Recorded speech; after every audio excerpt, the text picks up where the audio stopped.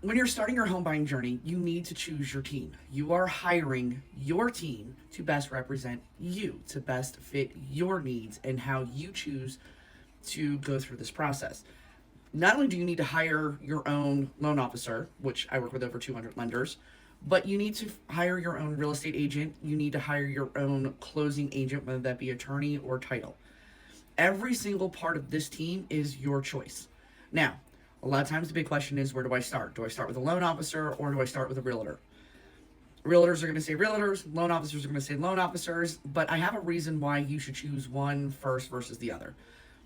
You need the money and you need to know how much you can go shopping for before you can find the advocate to best speak for you. Finding a loan officer is not necessarily easy. The reason being is you have some loan officers who have access to lots of different loan types, and you have some that have a very small amount of loans that they have access to. What one loan officer can't do and just says, no, you're denied, another loan officer can do and goes, let's make the roadmap and let's make this happen. You need to make sure that the loan officer matches your personality, the way you want to do business, and that you feel comfortable asking them questions. Same thing with the realtor. There are some realtors that are high energy, high tempo, very bubbly. Me personally, I wouldn't be able to work with somebody like that when I'm trying to find a house because that's not me. Tell me what I need to know, tell me your opinion, but understand I'm going to make my own choice. There are some seasoned realtors that are a little bit more laid back. There are some newer realtors who are very motivated and are very much, trying to find their way. So they're a little bit more pliable sometimes. I've seen realtors that try to tell people that they can't do something even though they actually can. And that's not their place. Your realtor should not be able to tell you or should not try to tell you whether or not you can purchase a home. It's not their job. That's my job as a loan officer. I'm the one looking at your finances and figuring out how to make everything work. There are some realtors that are just like, hey, here's the access to the things that are coming up on the market. I put it in based upon your specification and the conversation that we've had. Let me know when you want to go see something. Then you have other ones that are going to be like, hey, are you free this weekend? I know your schedule. You work, nights on these days. Do you want to go set up some showing for these days? Did you find anything that you like? What are you seeing? You need to find somebody who matches your tempo and the way that you want to work. Now, verifying your loan officer is very, very easy. You just go to the NMLS consumeraccess.org, and all you need is a loan officer's name. When you go in there, you're going to find out every job that we've had for 10 years before we became a loan officer, how long we've been licensed, how many jobs we've had since we've been licensed, if we're state licensed or if we're federally licensed. If I'm hiring somebody, I don't want somebody who's a job hopper. If I'm hiring somebody and I see that they have been at a couple different places in a short amount of time, I'm going to ask them why. Now, it could be that the lender that they work for shut down, which has happened a lot over the last couple of years. And it could be that they're not finding the right fit, which means the issue isn't so much the companies they're working for, but them not knowing themselves enough.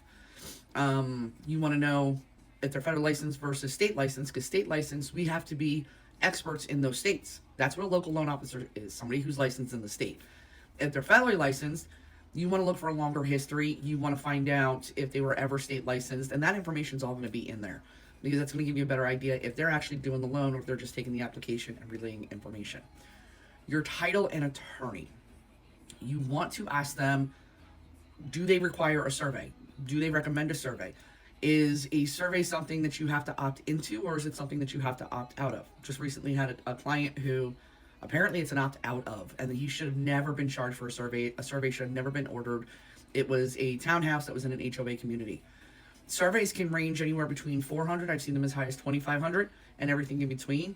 And is a survey a bad idea? Not necessarily. So if it's a single family home and there's no fence up, it might be a good idea to have one to resolve any disputes later on, but you need to know and that you have the option of whether or not to have the survey. Surveys are not required for lending purposes. I'm seeing excessive fees for owner's title insurance, and that's something that's 100% optional, and you need to make sure you have this conversation with your title company. I don't fully understand title. I'm hoping somebody out there at some point in time does a class for loan officers on title so I can better understand it.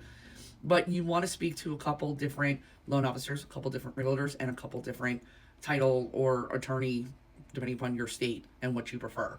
You have title states and you have attorney states. There is a misconception that Northern New Jersey is a attorney state. It's not. None of New Jersey is an attorney state. But you might feel more comfortable going with attorney versus a title company. That's a choice up to you. In Florida, generally the seller's agent chooses the closing, which makes it a little bit more difficult, but it is what it is. But your team has to be the team that you build. I see a lot of people complain about the loan officer, complain about the title rep or attorney, or complain about the realtor. You're hiring each person. You get to fire each person as you need to. With the realtor, find out if they utilize a transaction coordinator, and if the transaction coordinator literally takes over as soon as the loan goes under contract. Me personally, I'm not a fan of a transaction coordinator taking over as soon as you're under contract, because that realtor feels like their job is done, and it's not.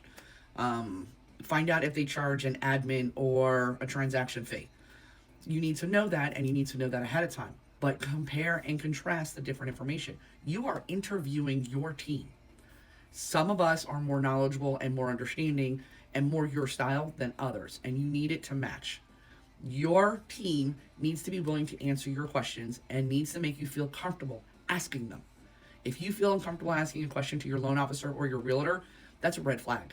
We are here to make it easier, to make it understandable. Now, I tend to over-explain personally, and I always tell my clients, feel free to tell me to shut up, but I'd rather give you too much information than not enough. This process isn't that difficult, but it starts with you hiring your team that works for you.